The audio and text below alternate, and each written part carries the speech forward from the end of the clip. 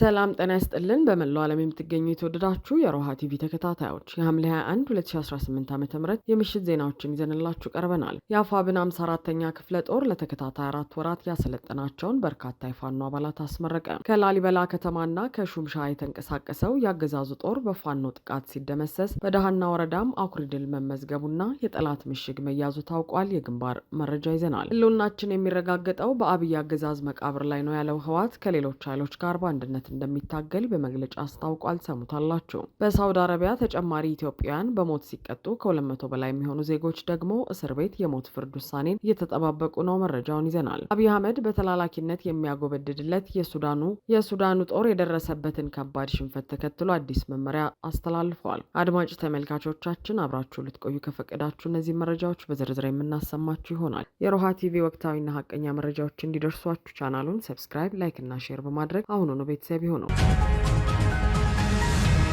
የአፋብን 54ኛ ክፍለ ጦር ከ600 በላይ የመሰረታዊ ውትድርና የሰለጠኑ የፋኖ አባላትን በደማቅ ሁኔታ አስመረቀ። የአማራ ፋኖ ብሔራዊ ንቅናቄ ቴዎድሮስ እዝ 201ኛ ኮር ስር የሚገኘው አንጋፋው 54ኛ ክፍለ ጦር ለተከታታይ 4 ወራት በጽናት ሲያሰለጥናቸው የቆያቸውን ከ600 በላይ የመሰረታዊ ውትድርና የሰለጠኑ የፋኖ አባላቱን ዛሬ ሐምሌ 1 2018 ዓ.ም በደማቅ ሁኔታ ማስመረቁን አስታውቋል። ይህ ታሪካዊ የምረቃ ስነ ስርዓት የተካሄደው በሰዴ ወረዳ የጀግኖችና መንበሩ ጌታዬ መዝገቡ አለልኝና ተፈራ ዳምጤ የትውልድ ቀዬ በሆነችው ታሪካዊቷ ከርኔ አካባቢ እንደሆነ የተገለጸ ሲሆን በመርሃ ግብሩ ላይ የ201ኛ ኮር ሰብሳቢ አርበኛ ላይችሉም ገበየው፣ የኮሩ ጦር አዛዥ ኮሎኔል አደመ፣ የኮሩ ዘመቻ ሻለቃ አርበኛ ላመስግን አለነ እንዲሁም የ54ኛ ክፍለ ጦር ከፍተኛ አመራሮች፣ የሃይማኖት አባቶች፣ የሀገር ሽማግሌዎችና የደመቀው የአካባቢው ማህበረሰብ በሙሉ ተገኝተዋል። በዕለቱ የተመረቁት አዲስ ሰልጣኞች ለ4 ወራት ያህል በጽናትና በከፍተኛ ወታደራዊ ስነስርዓት ያካበቱትን ወታደራዊ ዝግጁነትና ልዩ ልዩ የቪዲዮ ትርኢቶች ለታደመው ህዝብና ለአመራሮቹ ያቀረቡ ሲሆን በህዝቡና በአመራሮቹ ዘንድ ከፍተኛ አቀባበልና አድናቆት ተችሯቸዋል።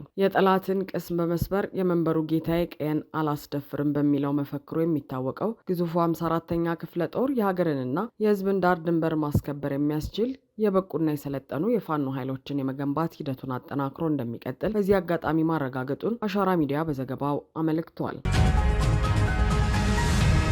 ከላሊበላ አቅጣጫ የተንቀሳቀሰው የአገዛዙ ጦር ክፉኛ ሲመታ በደሃና ወረዳም በዋግሹም ብርጌድ የአገዛዙ ኃይል ከባድ ምት ተሰነዘረበት። ዛሬ ሐምሌ 21 2018 ዓ.ም መነሻውን ከላሊበላ ከተማና ከሹምሻ ዓለም አቀፍ አየር ማረፊያ በሁለት አቅጣጫዎች በማድረግ ወደ ብልባላ ከተማና ወደ ቡግና ወረዳ አይና ከተማ ለመንቀሳቀስ የሞከረው የብልጽግና ወንበር አስጠባቂ ጦር በታቀደና በተናበበ የደፈጣ ጥቃት ከባድ ምት እንደተሰነዘረበት የአፋብን ወሎ ቤተ አማራ ሚኒሊክ እዝ ሚዲያና ኮሚኒኬሽን መምሪያ አስታውቋል። ጥቃቱ የተፈጸመው በተለምዶ 06 ቀበሌ ሶርባ ተብሎ በሚጠራው ቦታ ላይ ሲሆን በአፋብን ወሎ ቤተ አማራ ሚኒሊክ እዝ 303ኛ አሳምነው ኮር አካል በሆነው 30ኛ ክፍለ ጦር በተውጣጡ የፋኖ አባላት በተካሄደ የደፈጣ ጥቃት 17 ያገዛዙ ወታደሮች እስከ ወዲያኛው ሲሸኙ ከ20 በላይ የሚሆኑት ደግሞ ቆስለኛ ሆነዋል። ተራፊው የጠላት ኃይልም በሞርተርና በዙ 23 አየር መቃወሚያ ከባድ መሳሪያዎች ሽፋን እየተሰጠው ቆስለኛውን እያንጠባጠበ እግሬ አውጪኝ በማለት ወደ መጣበት መፈርጠጡን የ303ኛ አሳምነው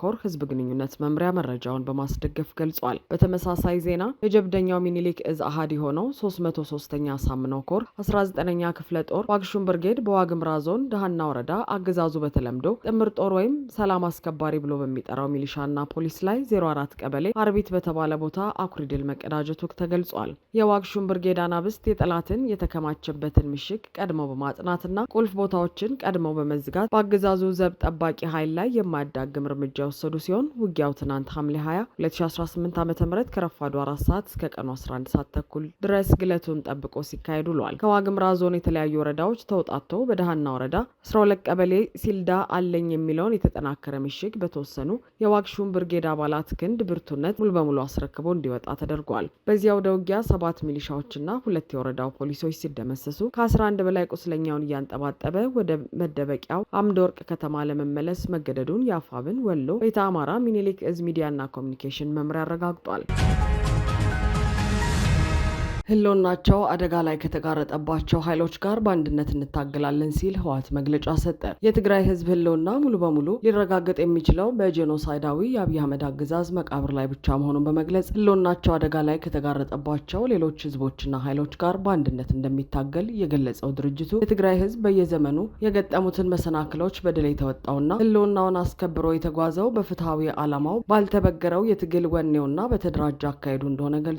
ይሁን እንጂ ጸረ ትግራይ የሆኑ ኃይሎችና የአብይ አህመድ አገዛዝ ጥቂት ለሆዳቸው ያደሩ ትግርኛ ተናጋሪዎችን በመጠቀም የትግራይን የትግል ክብሮች ለመበረዝ ህዝቡን ለማሰላቸትና አደረጃጀቶቹን ለማፍረስ በርካታ ሴራዎችን ሲሸርቡ መቆየታቸው በመግለጫው ጠቅሷል። በቅርቡ ከተለያዩ የህብረተሰብ ክፍሎች ጋር በተካሄዱ ውይይቶች ህዝቡ ውስጣዊ አቅሙን በማጠናከርና በአደረጃጀቶች ውስጥ በመሰብሰብ ከመታገል ውጭ ሌላ አማራጭ እንደሌለው ሙሉ መግባባት ላይ መደረሱንም አስታውቋል። በብሔራዊ ምክክር ኮሚሽን ስም በተጠራው መድረክ ላይ የተገኘው የአገዛዙ ቁንጮ አብይ አህመድ ስለ ቢያፍራ ህዝብ ጭፍጨፋ ከኦሉሴጉን ኦባሳንጆ ልምድ መውሰዱን መናገሩ በትግራይ ህዝብ ላይ የደቀነውን አደገኛ የጭፍለቃ ፍላጎት በግልጽ ያሳየ ነው ሲልም አውስቷል። ሆኖም ህወሓት በመግለጫው እንደጠቆመው የአብይ አህመድ አገዛዝ ማወቅ ያለበት ዋና ጉዳይ የትግራይ ህዝብ ተመሳሳይ የህልውና አደጋ ከደቀነባቸው ህዝቦች ጋር በመታገል ራስን በራስ የማስተዳደር መብቱን የሚያረጋግጥ መሆኑን ነው ሲል አሳስቧል።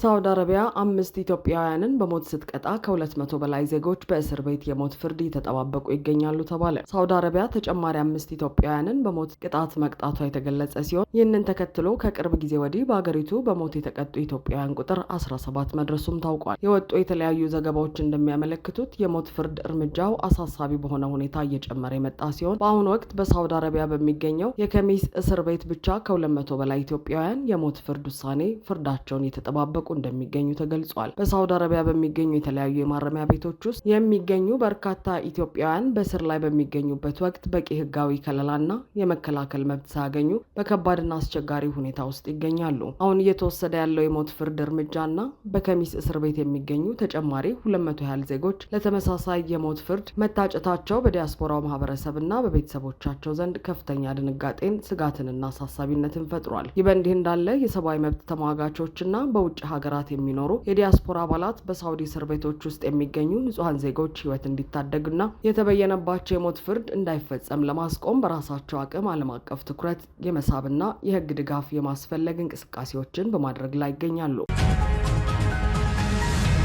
አብይ አህመድ በተላላኪነት የሚያጎበድዱለት የአርኤስኤፍ መሪ ሄሜቲ የደረሰበትን ከባድ ሽንፈት ተከትሎ ለግንባር አዛዦቹ ለማዕከላዊ ትዕዛዝ የማጥቃት ሙሉ ስልጣን ሰጠ። የተባበሩት አረብ ኤምሬትስና በዲፕሎማሲያዊ አሽከርነት የሚያገለግላቸው የአብይ አህመድ አገዛዝ የቅርብ ወዳጅና አጋር የሆነው የሱዳን ፈጥኖ ደራሽ ኃይል ታጣቂ ቡድን መሪ ሄሜቲ በግንባር የሚገኙ የጦር አዛዦቹ ከማዕከላዊ አካል ተጨማሪ ትዕዛዝ ሳይጠብቁ የራሳቸውን ማጥቃት የመጀመር ሙሉ ነጻነትና ስልጣን እንደሰጡ አስታውቋል። ይህ ውሳኔ የተላለፈው በሰሜን ኮርዶፋን ግዛት የአርኤስኤፍ ታጣቂዎች በሱዳን መደበኛ ሰራዊትና አጋር ኃይሎች በደረሰባቸው የተቀናጀ ከባድ ምት እጅግ አስከፊና ውርደት የተሞላበት ወታደራዊ ሽንፈት ከገጠማቸው በኋላ ነው። የሱዳን ጦር ስትራቴጂካዊ ቦታዎችን ሙሉ በሙሉ በመቆጣጠር ቀጠናውን ከመዲናዋ ካርቱም ጋር የሚያገናኘው ዋና የኤክስፖርት ሃይዌይ መስመር ማስከበራቸው የታጣቂ ቡድኑን ሰራዊት ለከፍተኛ ውጥረትና መበታተን ዳርጎታል። በኤምሬት የፋይናንስና የጦር መሳሪያ ድጋፍ የሚንቀሳቀሰው የዚሁ ቡድን መሪ ሄሜቲ ይህንን የአሰራር ለውጥ ይፋ ያደረገው ከሱዳን መስራች ጥያቄዎች የጥቅም አጋሮቹ ጋር ካደረገው የጸጥታ ስብሰባ በኋላ በሰጠው አጭር መግለጫ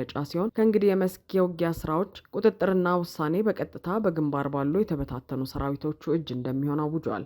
አክሎም በሰራዊቱ ላይ የደረሰውን የሞራል ውድቀት ለመጠገን በሚጠበቁት ቀጣይ ውጊያዎች ላይ ሰራዊቱን ከፊት ሆኖ እንደሚመራ የገለጸው የታጣቂ ቡድኑ መሪ ሰራዊቱ በውስጡ ይገኛሉ ተብለው የሚጠረጠሩ የጠላት መረጃ አቀባዮችን አካሂዶ እንዲያጸዳ እንዲሁም የውጊያ ስልቱን በአስቸኳይ እንዲያስተካክል ጥሪ አቅርበዋል። በተጨማሪም በሰሜን ኮርዶፋን የደረሰባቸው የሽንፈት ምስልና ውርደት ወደ ውጭ እንዳይወጣ በማሰብ በወታደራዊ እንቅስቃሴዎች ወቅት ማንኛውም አይነት ቪዲዮና ፎቶ ማንሳትን በፍጹም የከለከለ ሲሆን ይህንን መመሪያ የሚጥስ ማንኛውም አካል እንደ ጠላት ተባባሪና አሳልፎ ሰጪ ተቆጥሮ የማያዳግም እርምጃ እንደሚወሰድበት አጥብቆ አስጠንቅቋል።